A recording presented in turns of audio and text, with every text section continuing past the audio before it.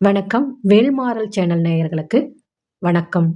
ஒரு வீட்ல நல்ல செழிப்பா வளர்த்திருந்த துளசி செடி திடீர்னு உலர ஆரம்பிச்சா, நம்ம பெரியவங்க உடனே ஒரு விஷயம் சொல்லுவாங்க. வீட்ல ஆற்றல் ஏதோ மாறுதுன்னு. ஏன்னா, துளசி நம்ம சாஸ்திரங்கள்ல ஒரு சாதாரண செடி இல்ல. அது மகாலட்சுமியின் உயிருள்ள அம்சம்னு சொல்லப்படுதுங்க. அதனால தான் துளசி இருக்கும் வீட்ல தெய்வ சக்தி அதிகமா இருக்குன்னு நம்புவாங்க. ஆனா, சில நேரங்கள்ல எந்த காரணமும் இல்லாம நல்லா இருந்த துளசி திடீர்னு வாடி உலர ஆரம்பிச்சிடும். அப்போ வீட்ல அமைதி குறைஞ்சிருக்கு, எதிர்மறை ஆற்றல் அதிகமா இருக்கு, இறை வழிபாடு குறைஞ்சிருக்கு அப்படின்னு பெரியவங்க பேசுவாங்க.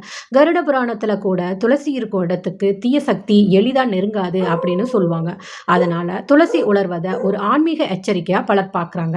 ஆனா பயப்பட வேண்டிய அவசியம் இல்லை. ஏன்னா அதிக வெயில், தண்ணீர் குறைவு, மண் சத்து இல்லாம இப்படி இயற்கையான காரணங்களாலும் கூட துளசி உலரலாம். ஆனா ஒரு விஷயம் மட்டும் உண்மை, வீட்ல நல்ல ஆற்றல் இருக்குதுன்னா மனசுல அமைதி இருக்கும். அதனால தீபம் ஏற்றுங்க, இறைநாமம் சொல்லுங்க, வீட்ல சண்டைய குறைச்சுக்குங்க. ஏன்னா இறை ஒளி இருக்கும் இடத்துல இருள் நீண்ட நேரம் தங்காது. இதே மாதிரி மறைக்கப்பட்ட ஆன்மீக ரகசியங்களுக்காக வேல்மாறல் சேனலை சப்ஸ்கிரைப் பண்ணுங்க, லைக் பண்ணுங்க, ஷேர் பண்ணுங்க. தேங்க்யூ.